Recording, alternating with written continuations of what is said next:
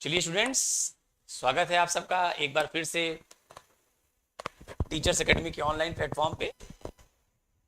मैं सौरभ सिंह आज फिर कंप्यूटर को आगे बढ़ाऊंगा और कल हम लोगों ने ऑपरेटिंग सिस्टम के बारे में कुछ स्टडी कर रहे थे और फंक्शंस और फीचर्स पे आपको रोक गए थे। फंक्शंस और फीचर्स को हम लेके आगे बढ़ेंगे क्योंकि मैंने भी कंपटीशन दिया हुआ है, मैं भी बहुत कंपटीशन से निकल के आज कहीं पहुंचा हूं। इसलिए मुझे याद आ रहा है कि एक क्वेश्चन ऑपरेटिंग सिस्टम के फंक्शन से आया था। एक क्वेश्चन ऑपरेटिंग सिस्टम के फंक्शन से आया था, मुझे अच्छे से याद है। उसमें सबसे पहला ऑप्शन जो था वो भी मैं आपको बताऊंगा। उसमें पूछा था कि इनमें से कौन सा एक ऑपरेटिंग सिस्टम का फंक्शन नहीं है, मतलब कार्य नहीं। मुझे बहुत अच्छे से याद है, ठीक है। तो हम लोग क्या करेंगे, उसी को लेके आगे बढ़ेंगे।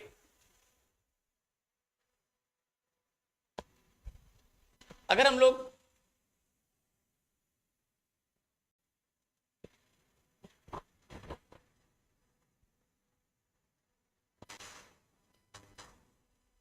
ठीक है,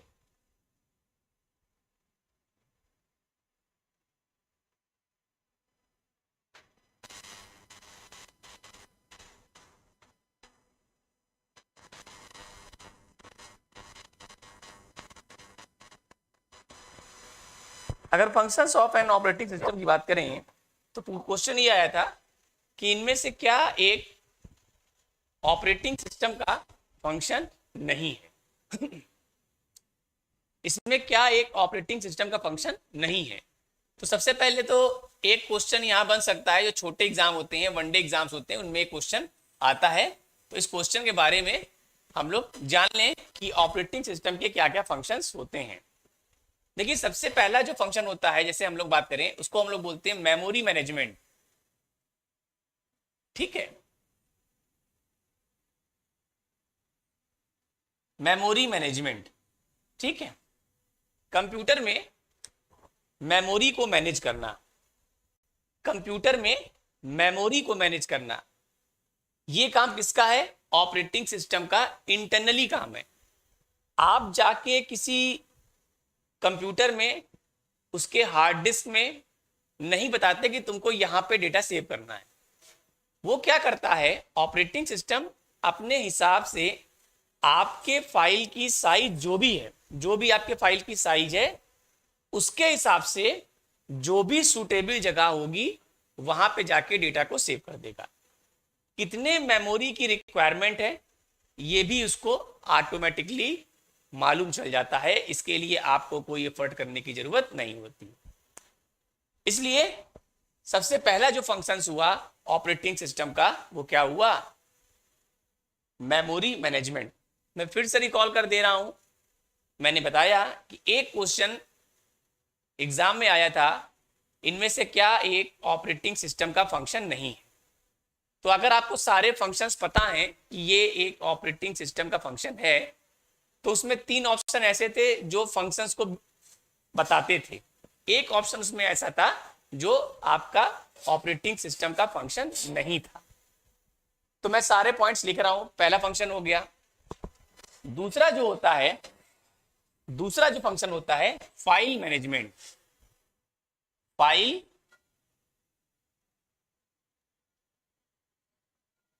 मैनेजमेंट, दूसरा फंक्शन जो होता है उसको बोलते हैं फाइल मैनेजमेंट। जैसे आपने राइट क्लिक किया, उसमें कॉपी का ऑप्शन आ गया। अब कॉपी वाला कोड ऑपरेटिंग सिस्टम में किस फाइल में लिखा है, इसके लिए आपको बताने की जरूरत नहीं है।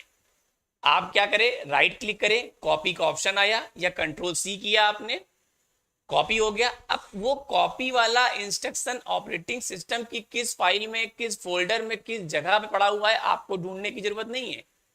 आपने जैसे ही कॉपी का ऑप्शन सेलेक्ट किया, ऑटोमेटिक वो इंस्ट्रक्शन एग्जीक्यूट हो गया, आपको ढूंढ के लाने की जरूरत नहीं है। तो किस टाइम पे किस फाइल की जरूरत है, वो फाइल ऑपरेटिंग सिस्टम में कहां पे रखी है, किस जगह है, उसके लिए आपको कोई एफर्ट करने की जरूरत नहीं है। आपको सीधे यूज करना है। आपको बताना नहीं कि जाओ भाई सी ड्राइव में जाओ, सिस्टम 32 में जाओ, वहां पे ये फाइल पड़ी हुई, ऐसा कुछ नहीं। तो दूसरा फंक्शन हो गया। तीसरा फंक्शन हम लोग बात करें ऑपरेटिंग सिस्टम का, तो हमारे पास होता है प्रोसेसर मैनेजमेंट। प्रोसेसर मैनेजमेंट, ठीक है। मतलब आपके कंप्यूटर में जो माइक्रो प्रोसेसर लगा हुआ है, आपके कंप्यूटर में जो माइक्रो प्रोसेसर लगा हुआ है, वो एक साथ एक ही समय पे इतने सारे प्रोसेसेस को वर्क करेगा। तो वो अपने आप को कैसे मैनेज करेगा, वो प्रोसेसर की इंटरनल वर्किंग है। ऑपरेटिंग सिस्टम उसको इंटरनली बताएगा कि कैसे कैसे प्रोसेस चल रहा है, वो प्रोसेसर उसको कैसे हैंडल कर रहा है, वो प्रोसेसर उस प्रोसेस को कैसे हैंडल कर रहा है, एंड सो ऑन, हर तरीका। एक और फंक्शन होता है जिसको हम लोग बोलते हैं process management. Process management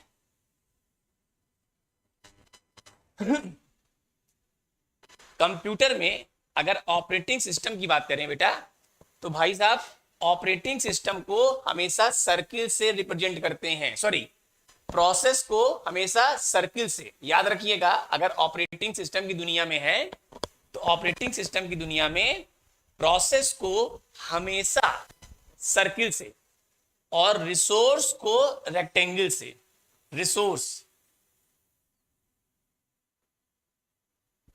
resource को हम लोग मैनेज करते हैं रेक्टेंगल शेप से और प्रोसेस को मैनेज करते हैं सर्किल से। याद रखिएगा, ये सिंबल आपके एग्जाम में अगर थोड़ा सा एडवांस लेवल का पेपर होगा या आपको फंसाना चाहेगा, तो एग्जामिनर यहां से आपको फंसा सकता है, इस क्वेश्चन से फंसा सकता है। तो याद रखिएगा कि सर्किल से प्रोसेस को रिप्रेजेंट करते हैं और हम लोग रिसोर्स को रेक्टेंगल से। चलिए आगे बढ़ते हैं। ये 4 फंक्शंस हो गए, इनके अलावा भी कुछ फंक्शंस होते हैं। इनके अलावा जो फंक्शन है उसको देख लेते हैं। अगला जो फंक्शन है वो क्या है, टाइम शेयरिंग। आपको पॉइंट्स पता होने चाहिए, टाइम शेयरिंग एंड नेटवर्किंग। एक फंक्शन ये होता है, ठीक है। टाइम शेयरिंग का मतलब होता है कि आपने हर एक प्रोसेस को एक पर्टिकुलर टाइम इंटरवल दे दिया, उस टाइम में वो एग्जीक्यूट हो गया तो ठीक है, एग्जीक्यूट नहीं होगा तो वेटिंग स्टेट में जाएगा, दोबारा जब नंबर आएगा तो फिर आगे से रिज्यूम होगा। नेटवर्किंग का मतलब है कि वो आपके इंटरनेट कनेक्टिविटी को सपोर्ट करता है। जो आप 10-15 कंप्यूटर आपस में जोड़े हैं, 10-15 कंप्यूटर आपस में जोड़ के एक लोकल एरिया नेटवर्क बनाए हुए हैं और सारे कंप्यूटर पे इंटरनेट की सर्विस, प्रिंटर की सर्विस शेयर कर रखे हैं, तो वो आपके एक नेटवर्किंग को बना रहा है। छोटे से एरिया में आपने नेटवर्किंग की है, आपने लोकल एरिया नेटवर्क क्रिएट किया है, तो वो सपोर्ट कर रहा है। ठीक है, तो ये आपके 4 फंक्शंस थे, memory management, file management, processor management, process management, और ये हो गया 5वां। और एक और फंक्शन होता है जिसको हम लोग बोलते हैं input output device management. Input output device management, ठीक है, इनपुट आउटपुट डिवाइस मैनेजमेंट। तो आपको ये फंक्शंस पता होने चाहिए कि इनमें इतने फंक्शंस होते हैं, इतने फंक्शंस होते हैं। अब इसमें कौन सा ऑप्शन मैच कर रहा है, जो ऑप्शन मैच कर रहा है वो फंक्शन होगा, जो ऑप्शन मैच नहीं कर रहा है वो ऑपरेटिंग सिस्टम का फंक्शन नहीं होगा। ठीक है, तो ये पॉइंट्स याद रखिएगा, ये सारे पॉइंट्स आपको पता होंगे तो आप जो है फंक्शंस को डिफरेंशिएट कर पाएंगे, अलग कर पाएंगे कि इनमें से कौन एक ऑपरेटिंग सिस्टम का फंक्शन नहीं है, कौन एक ऑपरेटिंग सिस्टम का फंक्शन है। ये फंक्शंस हो गए। अब फीचर्स की बात करें। अब हम लोग ने कल बात की थी फीचर्स की बात करें तो क्या हो सकता है, देखिए फीचर्स की बात करें, फीचर्स और फंक्शंस में अंतर है।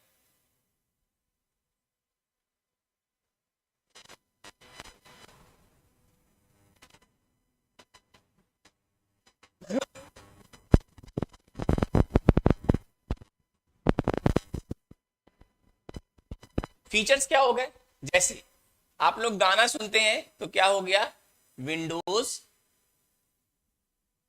Windows media player. गाना बजाने के लिए आपको एक दिया हुआ है कि आप विंडोज मीडिया प्लेयर यूज कर लीजिए। दूसरा क्या हो गया, विंडोज मीडिया प्लेयर के बाद आपके पास एक टेक्स्ट एडिटर है।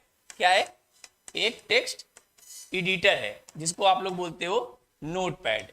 क्या बोलते हो, नोट।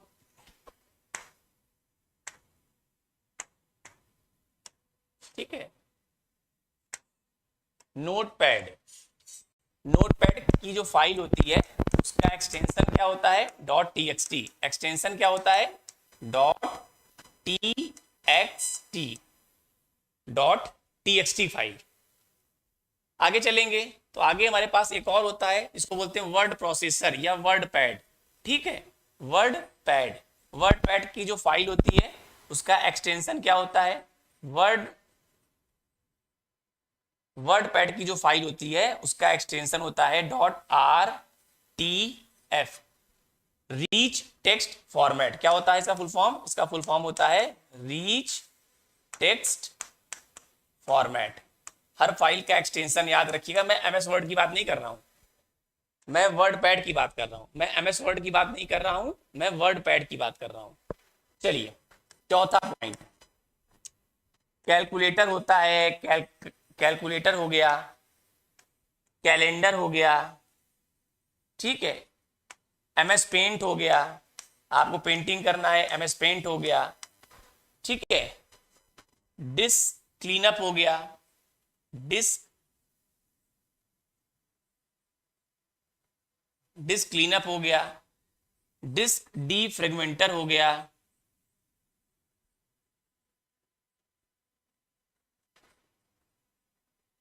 ठीक है, इस तरीके से बहुत सारे फीचर्स आपको मिल जाएंगे ऑपरेटिंग सिस्टम के।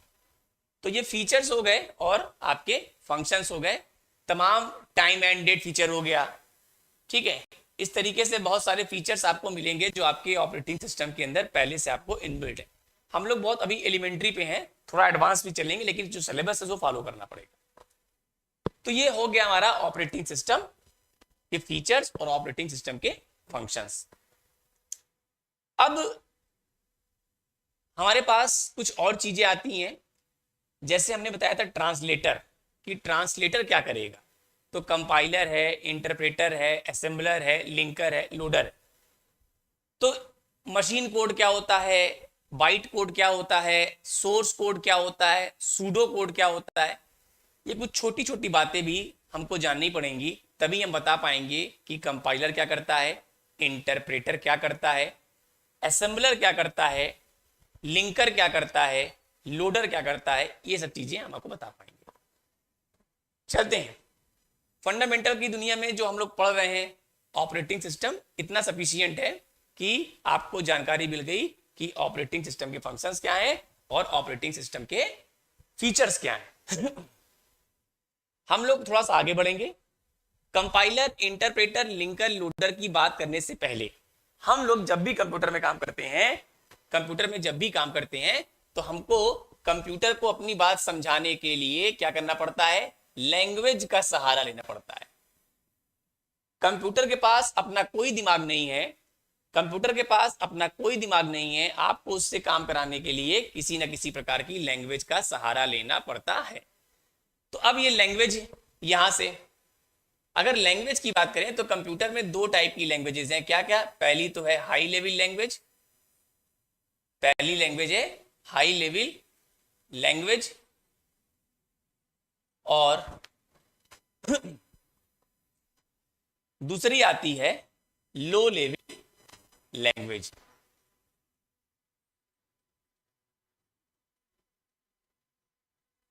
ठीक है, हाई लेवल लैंग्वेज क्या होती है, जो मैं बोल रहा हूं, आप बोलते हैं, आप कॉपी पे लिखते हैं, ये सब क्या है, हाई लेवल लैंग्वेज है। लो लेवल लैंग्वेज क्या होती है? ये जो होती है ये मशीनी भाषा होती है।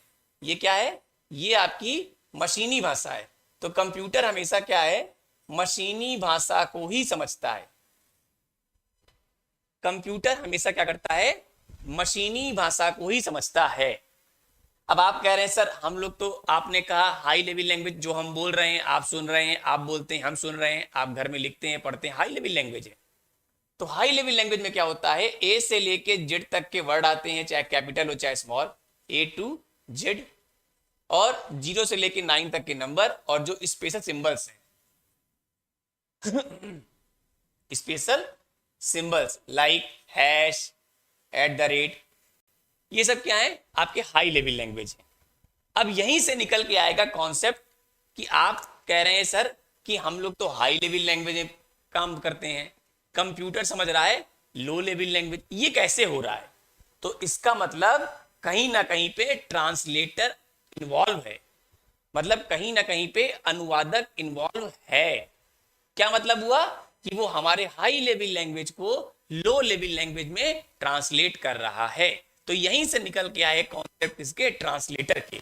इसका मतलब क्या हुआ? इसका मतलब ये हुआ कि ये हमारा अगर हाई लेवल है, HLL हाई लेवल लैंग्वेज, अगर ये हाई लेवल लैंग्वेज है और कंप्यूटर हमारी क्या समझ रहा है? कंप्यूटर हमारी समझता है लो लेवल लैंग्वेज। क्या समझता है? Low level language. इसका मतलब बीच में हमारे क्या है? हाई लेवल लैंग्वेज को लो लेवल लैंग्वेज में ट्रांसलेट करने के लिए क्या लगे? ट्रांसलेटर। ठीक है। और जो ट्रांसलेटर्स होते हैं वो एक प्रकार के सिस्टम सॉफ्टवेयर होते हैं। जो ट्रांसलेटर होते हैं वो एक प्रकार के क्या होते हैं? सिस्टम सॉफ्टवेयर होते हैं। और यहीं पे कंपाइलर, इंटरप्रेटर, असेंबलर जो भी आएंगे सब यहीं से समझ में आएंगे कि सर ट्रांसलेटर क्यों आए। क्यों? क्योंकि कंप्यूटर जिस भाषा को समझता है वो समझता क्या है? कंप्यूटर जिस भाषा को समझता है वो है लो लेवल लैंग्वेज, मशीनी भाषा। ठीक, या इसको बोलते हैं असेंबली लेवल लैंग्वेज भी। लेकिन हम लोग बात किसमें करते हैं? हाई लेवल लैंग्वेज में। इसका मतलब ये हुआ कि कहीं ना कहीं हाई लेवल लैंग्वेज को लो लेवल लैंग्वेज में ट्रांसलेट किया जा रहा है, मतलब यहां पे लगे हैं अनुवादक। ठीक यहां क्या लगे हैं? अनुवादक, जो हमारे हाई लेवल लैंग्वेज को लो लेवल लैंग्वेज में कन्वर्ट कर रहे हैं। ठीक, इतना याद रखिए। इसी के बाद चलेंगे, फिर आपको बताएंगे मशीन कोड क्या होते हैं। मशीन कोड के साथ साथ आपको बताएंगे कि हाई लेवल लैंग्वेज जब लो लेवल लैंग्वेज में जाती है तो असेंबली भाषा क्या होती है। ये सारी चीजें हम डिस्कस करेंगे, ये सारी चीजें हम यहां पे डिस्कस करेंगे। ठीक अब दो चीजें और समझिए, दो चीजें और समझ लीजिए। एक अभी हम बताते हैं ट्रांसलेटर के बारे में भी, थोड़ा सा ध्यान रखिएगा। हम लोग जब प्रोग्रामिंग करते हैं तो दो चीजें होती हैं बेटा। एक होता है सोर्स कोड। सोर्स कोड वो कोड होता है जिसको हम लोग क्या कर रहे हैं? टाइप कर रहे हैं, जिसका प्रोग्राम बना रहे हैं। आपने अगर ओ लेवल किया होगा तो पाइथन पढ़ा होगा, आपने वेब डिजाइनिंग पढ़ा होगा, वेब डिजाइनिंग एंड पब्लिशिंग पढ़ा होगा। तो वहां पे जो आप CSS की कोडिंग कर रहे हैं, HTML की कोडिंग कर रहे हैं, पाइथन में पाइथन की कोडिंग कर रहे हैं, जो कोडिंग आप कर रहे हैं वो सोर्स कोड है। सोर्स कोड को हम लोग क्या कर सकते हैं? किसी भी प्रोग्रामिंग भाषा से कम रन कर सकते हैं। सो किसी भी प्रोग्रामिंग भाषा में लिख कर रन कर सकते हैं, किसी भी प्रोग्रामिंग भाषा में लिख कर रन कर सकते हैं।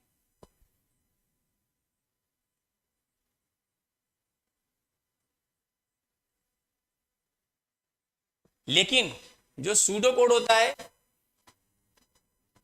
सूडो कोड को हम लोग कभी रन नहीं कर सकते। सूडो कोड वो कोड होता है जो हम लोग स्ट्रेटेजी एक रफ लिखते हैं, एक रफ कोड होता है। ये क्या एक तरीके का रफ कोड है, ये क्या एक तरीके का रफ कोड है, रफ कोड है।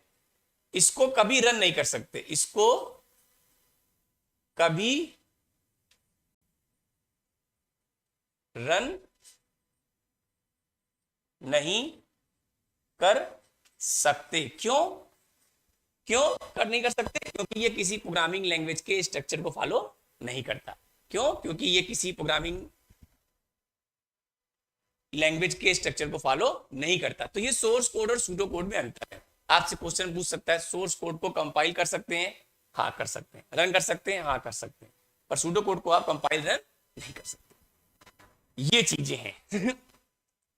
अब यहीं से हम लोग ट्रांसलेटर पे आएंगे। ठीक है, यहीं से हम लोग जो हमारा ये ट्रांसलेटर है, ये ट्रांसलेटर क्या क्या हो सकते हैं, इन्हीं ट्रांसलेटर की बात यहां पे हम लोग करेंगे। तो सबसे पहला जो ट्रांसलेटर आता है वो आता है कंपाइलर। क्या आता है? कंपाइलर। ये क्या करता है? आपके पूरे पूरे प्रोग्राम को उठाता है। आपके पूरे पूरे प्रोग्राम मतलब हाई लेवल लैंग्वेज में लिखा हुआ जो कंप्लीट प्रोग्राम है उसको एक बार में उठाएगा और एक बार में क्या करेगा? कंपाइल करके हटा देगा। और जो उसमें एरर आएगी वो आपको शो कर देगा कि कंपाइल टाइम एरर है, या आपने सिंटेक्स में कहीं मिस्टेक किया है, प्रोग्रामिंग को लिखने में कहीं उसके स्ट्रक्चर में मिस्टेक है। तो ये कंपाइलर करता है कि पूरे पूरे प्रोग्राम को उठाएगा, एक बार में उठाएगा और मशीन कोड में चेंज कर देगा। ठीक। लेकिन इंटरप्रेटर क्या करता है? इंटरप्रेटर जो होता है, इंटरप्रेटर ये होल करता है, एक बार में करता है। पर इंटरप्रेटर जो होता है one line at A time, one line at A time, एक बार में एक लाइन, एक बार में एक लाइन, एक बार में एक लाइन, एक बार में एक लाइन, एक बार में एक लाइन, एक एक लाइन करके पूरे प्रोग्राम को क्या करता है? ट्रांसलेट करता है। लेकिन कंपाइलर एक बार में कर देता है। ये एक बार में करता है लेकिन ये एक एक लाइन करके करता है। लेकिन दोनों में बेहतर कौन है? बेहतर है इंटरप्रेटर। क्यों है? चर्चा करेंगे। क्यों है? चर्चा करेंगे कि क्यों इंटरप्रेटर बेहतर है। हर मामले में इंटरप्रेटर ही बेहतर है। इसीलिए पाइथन को इंटरप्रेटर बेस्ड लैंग्वेज बनाया गया। पाइथन लैंग्वेज को बनाने वाले थे गाइडो वॉन रोसम साहब, जो एक लैंग्वेज से इंस्पायर्ड थे जिनका नाम है एबीसी। एबीसी लैंग्वेज से बहुत इंस्पायर्ड थे और उन्होंने पाइथन को बनाया और पाइथन को एक इंटरप्रेटर बेस्ड लैंग्वेज बनाया। ठीक है, तो ये आपका हो गया कि इंटरप्रेटर और कंपाइलर। अब देखिए असेंबलर क्या करता है? असेंबलर का मुख्य कार्य होता है कि आपके सोर्स कोड को असेंबली लेवल लैंग्वेज में कन्वर्ट कर देना, असेंबली लेवल लैंग्वेज के प्रोग्राम में बदल देना और कंटेंट को मेमोरी में लोड करना कि तुम्हारा भी एग्जीक्यूशन हो पाए। मतलब क्या हुआ? एक डायग्राम बनाते हैं, एक डायग्राम बनाते हैं। देखिए ये आपका हाई लेवल लैंग्वेज है। ठीक है, ये आपका हाई लेवल लैंग्वेज है। ठीक, यहां पे लगा है असेंबलर। सॉरी मिटाता हूं जरा सा। यहां पे लगा है कंपाइलर। ठीक है, मान लीजिए कंपाइलर, कंपाइलर ने कंपाइल किया और क्या कर दिया? यहां पे आपके लो लेवल लैंग्वेज में कन्वर्ट कर दिया। यहां पे लगा है असेंबलर। असेंबलर ने क्या किया? असेंबली लेवल लैंग्वेज के प्रोग्राम को कन्वर्ट कर दिया बाइट कोड में। यहां पे आपका बाइट कोड है जिसको आप बोलते हो 0-1 के फॉर्म में। इसी को लोग टारगेट कोड भी बोलते हैं, तो कंफ्यूज मत होइएगा। टारगेट कोड भी बोलते हैं, कंफ्यूज नहीं होना है। देखिए कंपाइलर ने पूरा पूरा प्रोग्राम उठाया और एक बार में क्या कर दिया? लो लेवल लैंग्वेज में कन्वर्ट कर दिया। मतलब चाहे इसको असेंबली लेवल लैंग्वेज कहो, मशीनी भाषा कहो या लो लेवल लैंग्वेज कहो। अब यहां पे असेंबलर ने असेंबली लेवल लैंग्वेज के प्रोग्राम को उठाया और कन्वर्ट कर दिया बाइट कोड में। बाइट कोड मतलब हो गया 0-1 का फॉर्म, जिसको आप बाइनरी नंबर बोलते हो।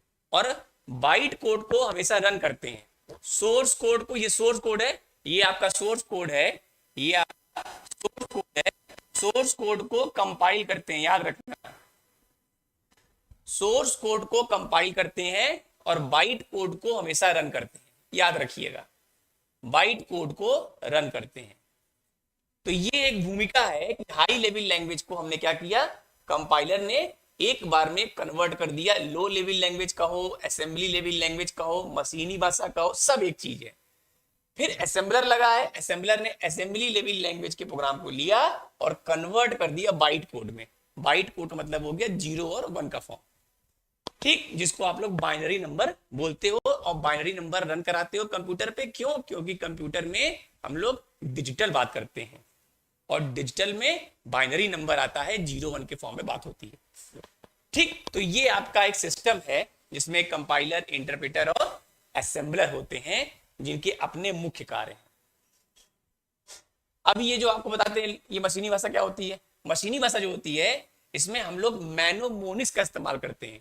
मैनोमोनिक्स का मतलब होता है ऐड के लिए ए डबल डी लिखते हैं, ऐड के लिए ए डबल डी लिखते हैं, सब्ट्रैक्शन के लिए एस यू बी लिखते हैं, स्टोर के लिए एस टी आर लिखते हैं, लोड के लिए एल ओ ए डी लिखते हैं। ठीक है, ये मैनोमोनिक्स हैं, इनका इस्तेमाल करते हैं कहां पे? लो लेवल लैंग्वेज के प्रोग्राम में। ये काम कौन करता है? Compiler, interpreter. आपके हाई लेवल लैंग्वेज के प्रोग्राम को लिया कंपाइलर ने, लो लेवल लैंग्वेज में कन्वर्ट कर दिया और यहां से असेंबलर, असेंबलर चला गया कहां पे? टारगेट कोड के पास। टारगेट कोड ने आपको बाइट कोड दिया और बाइट कोड आपका सिस्टम पे रन करता है। अब थोड़ा सा बात यहां पे आ रही है 0 1 के फॉर्म की, बाइनरी। तो अब हम लोग कुछ नंबर सिस्टम पढ़ेंगे। हम यहां पहुंच गए बाइट कोड पे, अब हम लोग कुछ पढ़ेंगे number system, binary, decimal, octal, hexadecimal, फिर उनके बीच conversion.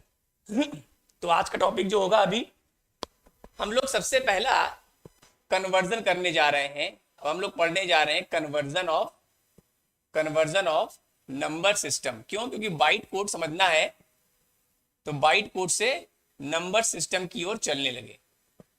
Conversion of number system byte code की ओर चलने लगे। ध्यान से देखिएगा, एक क्वेश्चन आपके एग्जाम में आता है। देखिए, सबसे पहला जो नंबर सिस्टम है वो क्या है? डेसिमल। क्या है? डेसिमल। डेसिमल एक नंबर सिस्टम है, इसको कन्वर्ट कर सकते हैं बाइनरी में, इसको कन्वर्ट कर सकते हैं ऑक्टल में, और इसको कन्वर्ट कर सकते हैं हेक्साडेसिमल में।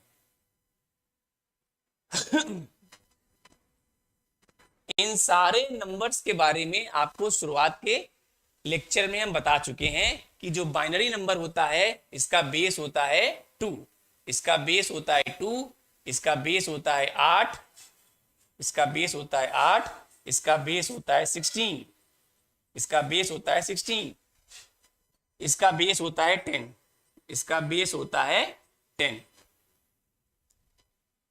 आप बेस को ही देख के पहचान पाएंगे कि आप उस नंबर को किस नंबर में कन्वर्ट करना चाहते हैं।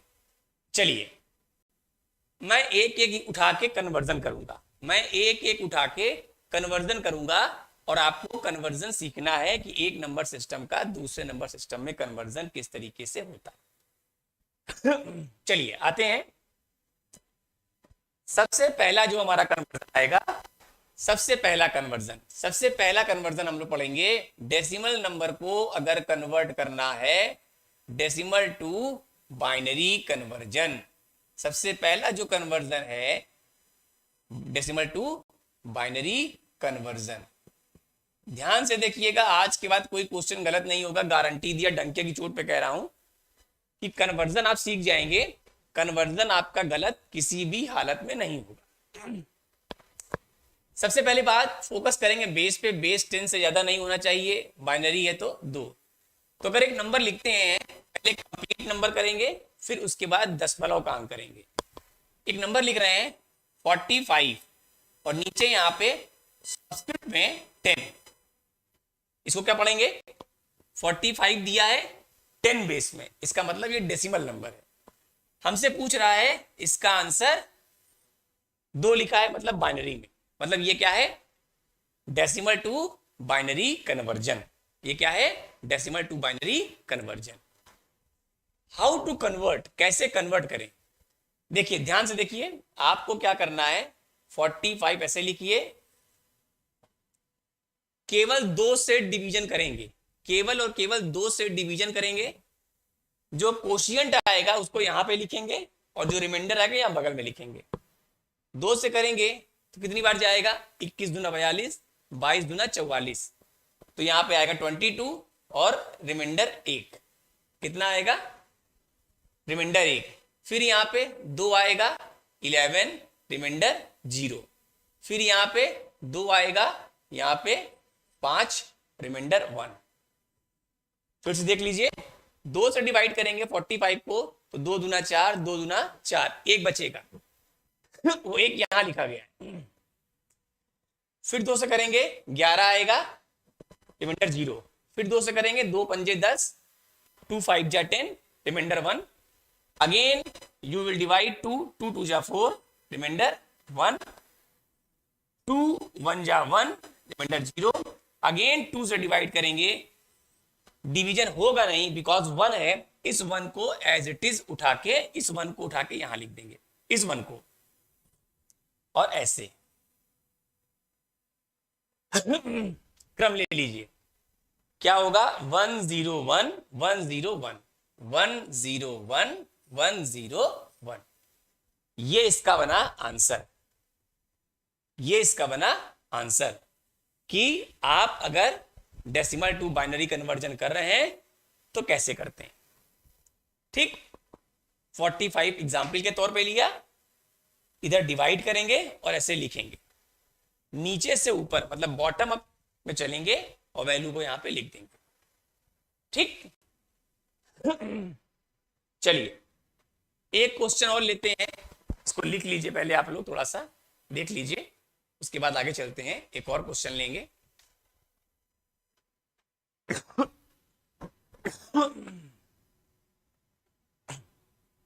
चलिए एक क्वेश्चन और लेते हैं,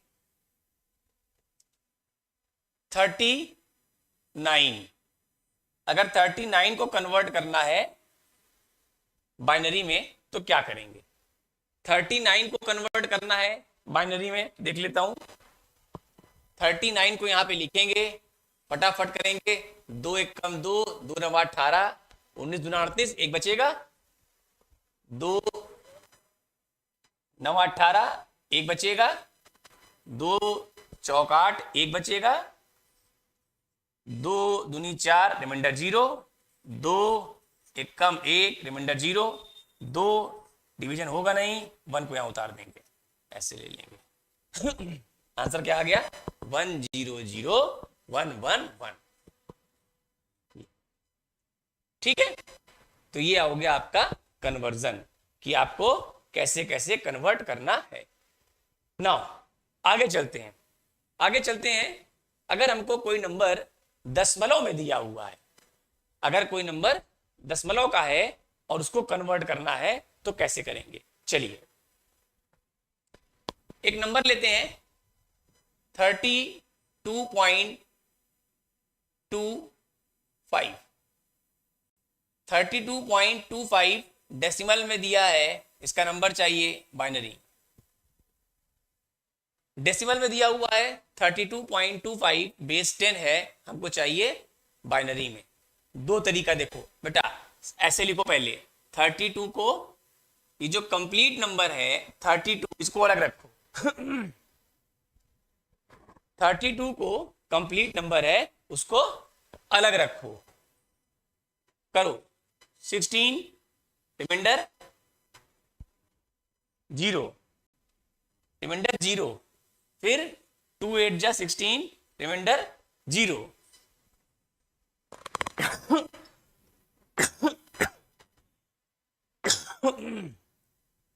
फिर 2 4 जा 8, रिमाइंडर 0, 2 2 जा 4, रिमाइंडर 0, फिर 2 1 जा 1, रिमाइंडर 0, अगेंस्ट 2 से करोगे डिवीजन होगा नहीं 1। इसका ये डायरेक्शन ले लो ऐसे, तो ये हो गया 1 0 0 1 2 3 4 5। अब देखो दशमलव अपने स्थान पे, दशमलव अपने स्थान पे 0.25 क्या है, तो 0.25 को 2 से मल्टीप्लाई करो, कितना आएगा 0.05, 0.05, इस जीरो को बाहर निकाल लो, बचा क्या 0.50, 0.50 गुणे 2 कितना आएगा 1.0, 1 बाहर निकाल लो, 1 बाहर निकाल लो, तो क्या होगा 1 बाहर निकालोगे ऐसे तो ये कभी खत्म नहीं होगा।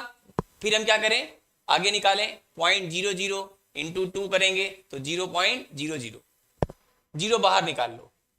तो हमको क्या करना होता है, अपने क्वेश्चन में देखते हैं कि दशमलव का कितना अंक दिया है।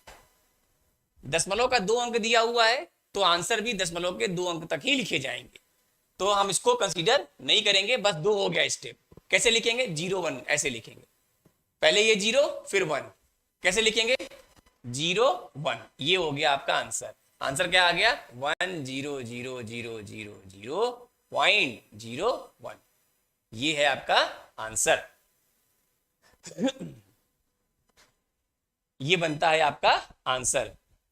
ये हुआ डेसिमल टू बाइनरी कन्वर्जन, चाहे कंप्लीट नंबर में हो और चाहे आपके हम बात करें दशमलव के अंक में बात करें, दोनों मैंने कन्वर्ट करा दिया कि आपको डेसिमल टू बाइनरी करना है या बाइनरी टू डेसिमल। अब इसका आगे चलते हैं। इसके आगे चलेंगे तो हमारे पास अगला जो कन्वर्जन आता है वो है डेसिमल। जैसे यहां पे देखिए ये हो गया decimal to binary. Decimal to binary का कन्वर्जन हो गया। अब बात करने जा रहे हैं किसका, डेसिमल से ऑक्टल का, decimal to octal conversion.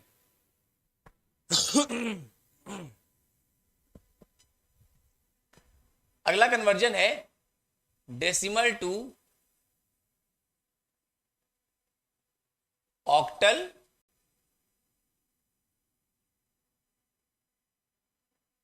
Conversion. क्या है, डेसिमल टू ऑक्टल कन्वर्जन। ठीक है, डेसिमल टू ऑक्टल कन्वर्जन में क्या आता है, जैसे एक नंबर लिखा मैंने 87, 87 ऑक्टल में है, इसको कन्वर्ट करना है, सॉरी हम लोग बात कर रहे हैं डेसिमल नंबर की। 87 लिखा है 10 के बेस में है और हमको 8 के बेस में चाहिए, तो डेसिमल में दिया है, चाहिए किसमें, ऑक्टल में। तो क्या करना पड़ेगा, हम लोग चलेंगे 87 पे, 87 को अब डिवाइड करेंगे 8 से। 87 को डिवाइड करना शुरू करेंगे 8 से। कैसे करेंगे, देखिए कैसे करना शुरू करेंगे हम लोग, 8 दामा 80, तो यहां पे कितना आ गया 10, रिमाइंडर 7, 8 दामा 80 रिमाइंडर 7। फिर 8 से करेंगे, 8 एक कम 8 2, फिर 8 से करेंगे कितना आएगा, डिवीजन होगा नहीं, 1 को यहां छोड़ दीजिए, यही 1 यहां उतार दीजिए, और ऐसे क्या हो जाएगा 127, इसका सही आंसर है। क्या बन गया 127, इसका सही आंसर है। एकदम सही आंसर क्या है 127। ठीक है, 127 क्या हो गया, करेक्ट आंसर। एक क्वेश्चन और लेते हैं। अगर मान लीजिए 24.25 लिखा है, 24.25 इसको करना है ऑक्टल में। चलिए, अभी तक हमने क्या लिया, पूर्ण संख्या। अब लेने जा रहे हैं क्या हम लोग, दशमलव वाली संख्या। दशमलव संख्या में क्या करें, चलिए दशमलव की संख्या में क्या करना है देखते हैं। यहां पे 24 आ रहा है, उसको एज इट इज लिख दीजिए। क्वेश्चन क्या है 24.25 है।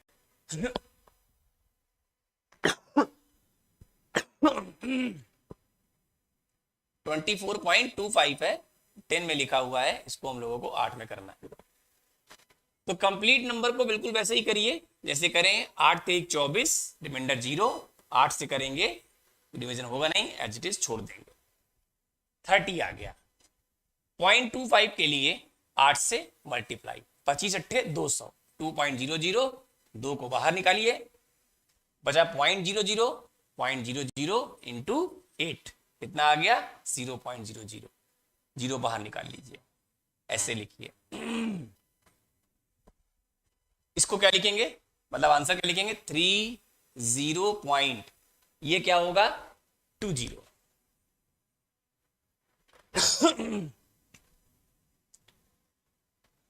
ये है आपका सही आंसर, ये है आपका सही आंसर। किसमें? डेसिमल टू ऑक्टल में। डेसिमल टू ऑक्टल में हमने दशमलव का अंक लिया है। इस तरीके से आप जान सकते हैं कि कैसे हम लोग डेसिमल को बाइनरी में, सॉरी, डेसिमल को ऑक्टल में कन्वर्ट करते हैं। ठीक, चलते हैं आगे। तो दो कन्वर्जन हो गए हम लोग के। दो कन्वर्जन कौन कौन से हो गए? दो कन्वर्जन हो गए हमारे decimal to binary, decimal to binary, decimal to octal. ये दोनों कन्वर्जन हो गए। तीसरा बाकी है हेक्साडेसिमल, ये भी करते हैं। इसको नोट कर लीजिए आप लोग, वीडियो को पॉज कर सकते हैं आप लोग।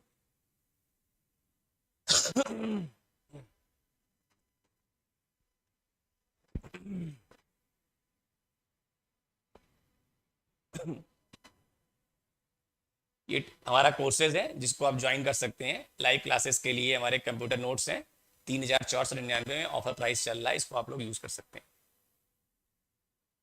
अगला कन्वर्जन जो है हमारा वो क्या है? अगला कन्वर्जन जो है हमारा वो क्या आता है? डेसिमल से डेसिमल टू हेक्साडेसिमल, डेसिमल से हेक्साडेसिमल। ये हमारा डेसिमल से हेक्साडेसिमल कन्वर्जन होगा। इसको कैसे करेंगे ध्यान से देखते हैं हम लोग। आज की डेट में 3 कन्वर्जन खत्म, डेसिमल से बाइनरी, डेसिमल से ऑक्टल एंड डेसिमल से हेक्साडेसिमल। चलिए एक नंबर लिखते हैं, यहां पे हम लोग लिखते हैं 142, 142, सॉरी, क्वेश्चन लिख लेते हैं पहले। 142, ये आपका बेस 10 है और यहां पे आपको बेस 16 में आंसर चाहिए। 16 जो होता है वो हेक्साडेसिमल का बेस होता है, याद रखिएगा। करेंगे कैसे? सेम प्रोसेस, प्रोसेस वही होगा, डिवाइड करेंगे 16 से। तो 16 नवैया 144 और 16 अट्ठे 128, तो 128 में 16 अट्ठे 128, कितना बचा शेषफल? 12 में से 8 गई 4, 3 में से 2 गई 1, 14 आ गया। अगेन डिवाइड करेंगे, डिवीजन नहीं होगा, 8 यहां पे एज इट इज उतर जाएगा। हमने बताया था हेक्साडेसिमल में ए को डिनोट करते हैं 10 से, बी को करते हैं 11 से, सी को 13 को सी, 14 को डी, 15 को ई, 16 को एफ। तो यहां पे 14 जो है वो डी है। आंसर कैसे लिखेंगे? ऐसे 8D। आंसर क्या बनेगा इसका? 8D। ये इसका सही आंसर बनेगा कि 8D जो होगा वो आपका क्या है? एक हेक्साडेसिमल नंबर होगा। एक हेक्साडेसिमल नंबर बना जो 8D है। ठीक है, 8D ये है आपका डेसिमल से हेक्साडेसिमल। अगर नंबर एक कंप्लीट नंबर है, अगर एक कंप्लीट नंबर है तो आपका 8D जो है वो आपका सही आंसर। अब इसी में अगर कोई क्या है दशमलव का अंक आ गया, सपोज करिए दशमलव का अंक क्या ले लेते हैं, मान लेते हैं इसी को लेते हैं 140, मान लेते हैं 142 ले लेते हैं और 0.25 ले लेते हैं। बेस 10 इसका 16 निकालना है। तो क्या करेंगे? 142 को तो एज इट इज लिख देंगे। क्वेश्चन क्या था? क्वेश्चन था कि 142.25 10 में दिया हुआ है, इसको हम लोग निकालने चलेंगे सॉरी 16 के बेस में 16। तो 142 को तो आप वैसे ही करिए जिससे आपने अभी किया। क्या? 16 नवैया 144, तो 16 अट्ठे 128, यहां पे बचेगा 14, इसको डी, फिर 16 यहां पे 8। आंसर ये हो गया। 0.25 को देखिए, 0.25 को करेंगे तो 16 से मल्टीप्लाई करना पड़ेगा। तो 16 पंजे 80, जीरो, 8 कैरी हो गए, 16 दूना 32, 32 8 40, दशमलव का 2 अंक 4।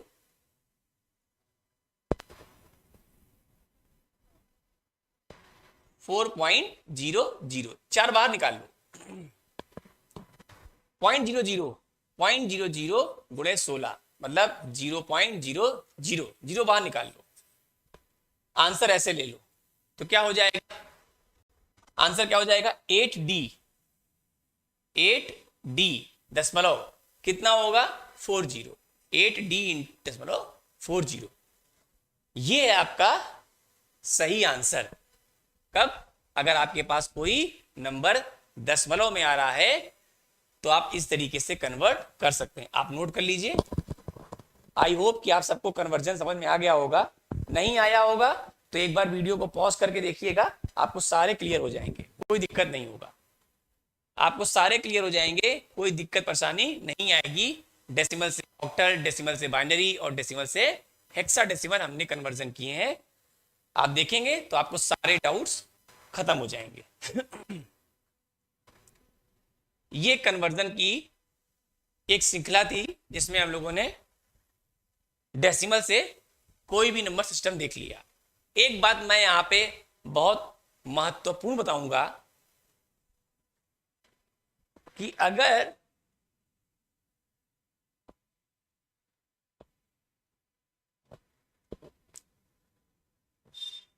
याद रखिए, अगर डेसिमल में नंबर दिया हुआ है, अगर नंबर डेसिमल में दिया हुआ है और इनके अलावा कोई बेस दे दिया, का बेस 4 में लिखिए, बेस लिखिए 8 में, 8 तो ऑक्टल हो गया, बेस 6 में लिखिए, बेस 5 में लिखिए। तो याद रखिएगा, अगर डेसिमल में नंबर दिया है और इन तीनों के अलावा कोई अदर बेस कह रहा है लिखने के लिए, तो सीधे डिवाइड करिएगा बस, और कुछ नहीं। मतलब क्या, मतलब मेरा कहने का ये तात्पर्य है कि अगर आपके पास एक नंबर लिख दूं, मैं ऐसे लिख दूं 51, ये 10 डेसिमल में है, इसका मान लिखो किसमें, इसका मान लिखो 3 में, तो बस डिवाइड करेंगे, बस डिवाइड और कुछ नहीं।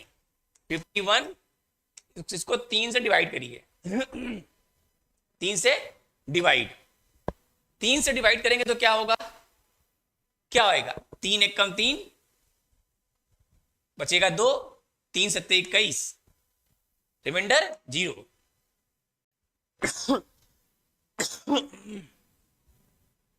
फिर 3 से करिए, फिर 3 से करिए, 3 बचे 15, 2 17, फिर 3 से, 3 एक कम 3 2, फिर 3 से यहां पे सीधे 1, ऐसे लिख दीजिए।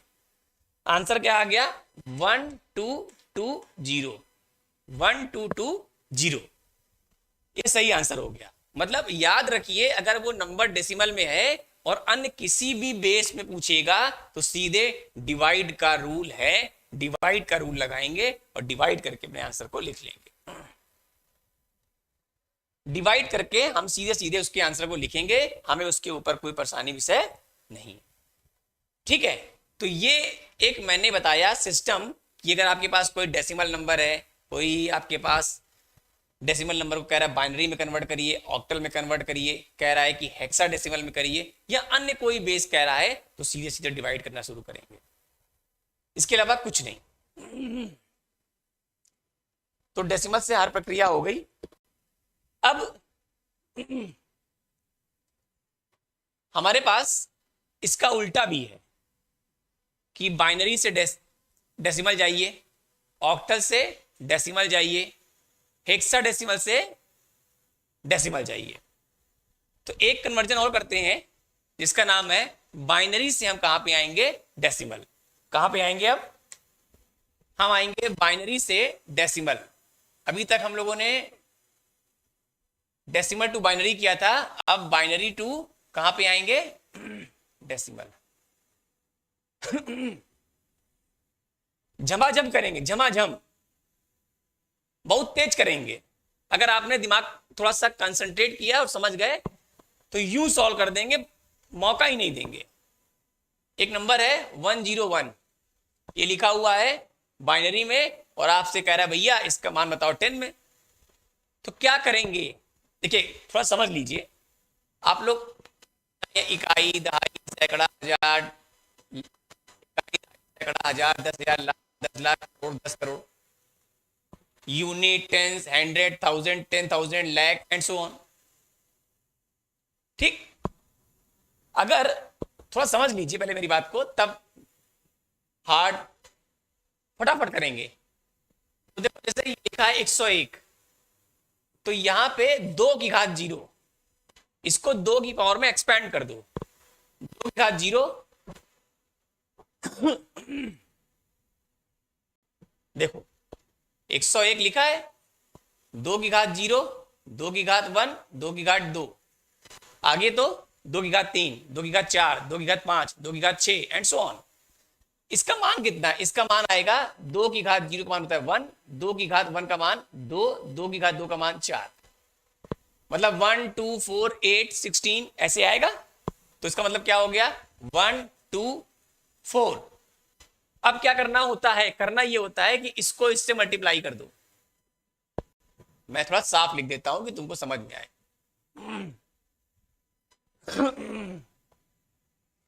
101, 2 की घात 0, 2 की घात 1, 2 की घात 2, ये हो गया 1, ये हो गया 2, ये हो गया 4। इसको इससे मल्टीप्लाई कर दो, इसको इससे मल्टीप्लाई कर दो, इसको इससे मल्टीप्लाई कर दो, मतलब 4 गुणे 1, मतलब 4 गुणे 1 धन 2 गुणे 0, 2 गुणे 0 प्लस 1 गुणे 1, 1 गुणे 1। अब भैया तुमको पता है मल्टीप्लायर या मल्टीप्लिकेंड में कोई भी एक 0 है तो उसका अस्तित्व तो खत्म, ये 0 हो गया। बचा क्या? 4 ये 1 ये, कितना हो गया? 5। 4 1 ये 1 5। देखो यहां से 4 1, 4 1 कम 4 और यहां से 5। ठीक, तो ये कितना है? 5। इसका आंसर क्या हो गया? 5। अब फटाफट करेंगे। कैसे करेंगे फटाफट? देखो देखो बेटा, हमने एक नंबर बोला तुमसे, इसको देख लो, तुम लोग समझ लो। देखो हमने नंबर लिखा, बोलो 1011 का आंसर क्या होगा? तुमने कहा सर 1011, 1 2 4 8, अरे खत्म हो गया, 8 2 10 1 11, ये 11 है सर। जम से लिख दिया आंसर, जम से लिख दिया आंसर। ठीक, फिर से देखो एक नंबर लिखते हैं 1 ये देखो इसको लिखना है तो क्या करेंगे? 1 1 0 1 1 2 4 8, 8 4 12 1 13, भैया 13 है ये आंसर। ये कट गया बिकॉज 0। तो फटाफट करेंगे। बाइनरी से अगर आप डेसिमल में जा रहे हैं तो ये तरीका अपनाएंगे। अगर दशमलव का अंक आ गया कोई तो क्या करेंगे? देखते हैं उस पर भी। अगर कोई दशमलव का अंक आ गया तो क्या करेंगे? मैंने कहा 101.11, 101.11 बाइनरी में लिखा हुआ है, इसका मान चाहिए आपको डेसिमल में।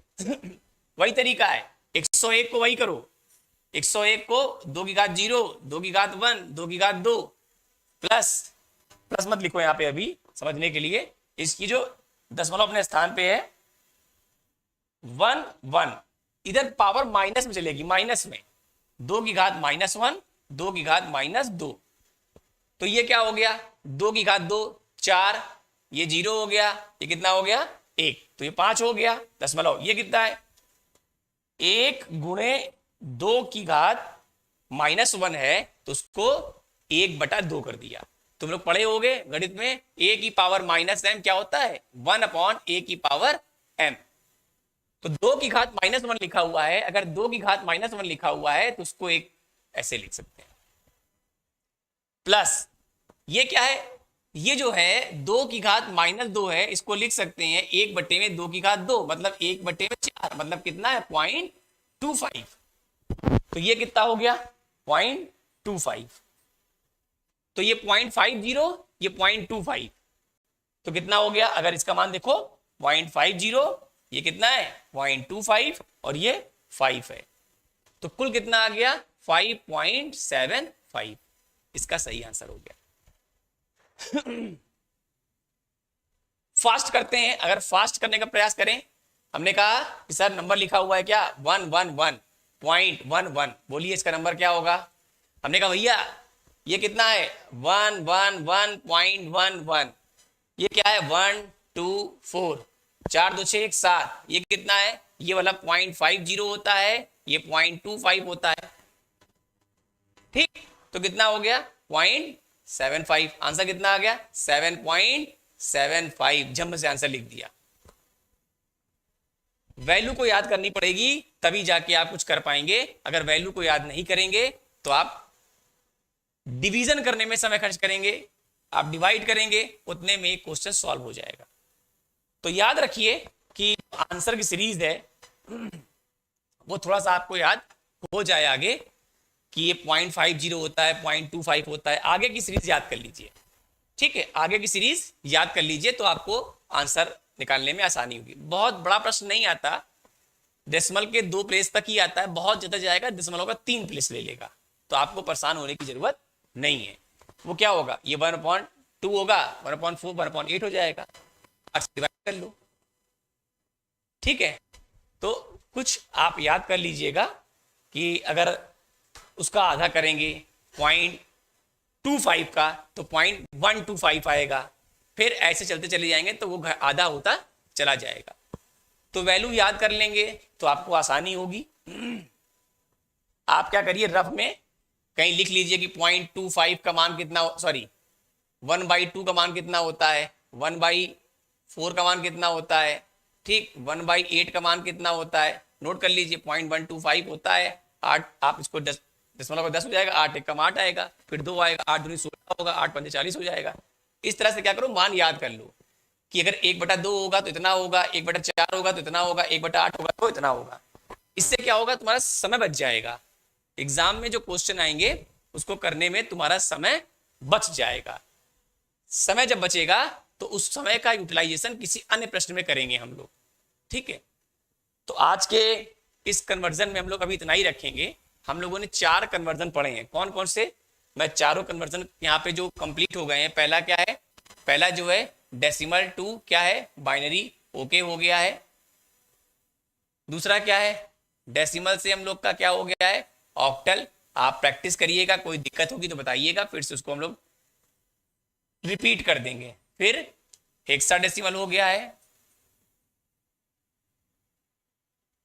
और चौथा जो कन्वर्जन है वो बाइनरी से डेसिमल। ये 4 प्रकार के कन्वर्जन हम लोगों ने सीख लिए हैं। 5वां कन्वर्जन हम लोग कल सीखेंगे। आज के इस लेक्चर में इतना ही। जुड़ने के लिए बहुत बहुत धन्यवाद। धीरे धीरे सब्जेक्ट एडवांस की तरफ जा रहा है, क्योंकि बीपीएससी में जो एग्जाम होने हैं उसके पेपर के पैटर्न थोड़ा सा हाई लेवल के होंगे, बिकॉज पीजीटी है, टीजीटी है, और जो आपके प्राइमरी की वैकेंसियाँ जो हैं, जो 6 से 8 वाली हैं, तो पेपर का जो लेवल होगा वो थोड़ा हाई होगा, बिकॉज हम लोग जो हैं वो इंजीनियरिंग करके आए, बी बीटेक करके आए, तो आप लोग के लिए बहुत आसान होगा। पर जो बी बीटेक नहीं किए हैं उनके लिए थोड़ा सा दिक्कत का विषय होगा। कोई बड़ी बात नहीं, लेकिन रिवाइज करना जरूरी है, कभी कभी ओवर कॉन्फिडेंस में क्वेश्चन गलत हो जाता है, ठीक है। तो ये बेसिक्स हैं, इनको लेके चल रहे हैं। क्योंकि बाइट कोर्स से हम लोग नंबर सिस्टम पे आए हैं, नंबर सिस्टम खत्म करने के बाद तुरंत हम लोग चले जाएंगे अपने सीओए के पार्ट में, जहां पे हमारे पास एड्रेसिंग मोड वगैरह आएंगे, रजिस्टर्स आएंगे, उनको देखेंगे। तो ये हमारा क्या है कि एक नंबर सिस्टम था, जो 4 प्रकार के नंबर सिस्टम आज हमने कंप्लीट कर लिए हैं। कल हम लोग इसी के आगे बढ़ेंगे और प्रयास यही करेंगे कि कल की डेट में नंबर सिस्टम को खत्म कर दिया जाए।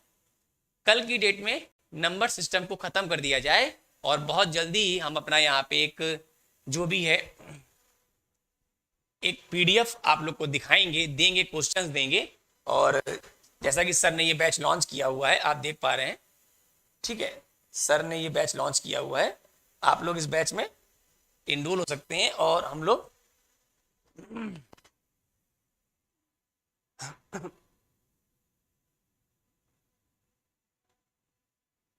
सारे नोट्स, सारे पीडीएफ, सब कुछ आपको मिलेंगे, ठीक है। सारे नोट्स, सारे पीडीएफ आपको मिलेंगे, यहाँ पे सब कुछ मिलेंगे, लाइव क्लासेस मिलेंगी, डाउट क्लियरिंग सेशन होगा, टेस्ट सीरीज होगा, कंप्लीट नोट्स होगा, सारी चीजें हम आपको देंगे। तो जैसे जैसे हमारे एक एक सब्जेक्ट कंप्लीट होते जाएंगे, एक एक सब्जेक्ट के बाद हम वहां पे क्या है कि एक एक अपना जो नया सिलेबस है उसके हिसाब से चलते चलेंगे। सारी चीजें टेस्ट सीरीज हैं, जो पुराने पेपर हो चुके हैं उनकी प्रैक्टिस हो गया, टेस्ट सीरीज कराएंगे, बुकलेट बांटेंगे, कंप्लीट नोट्स देंगे, पीडीएफ के फॉर्म में रहेगा, वो सारी चीजें आपको मिल जाएंगी। धीरे धीरे चल रहे हैं सिलेबस की तरफ, और एक दिन ऐसा आएगा कि समय से पहले हम लोग अपने सिलेबस को कंप्लीट कर लेंगे। तो स्टूडेंट, आज के इस लेक्चर में इतना ही, मिलते हैं कल फिर, तब तक के लिए good night, take care and good care of your self.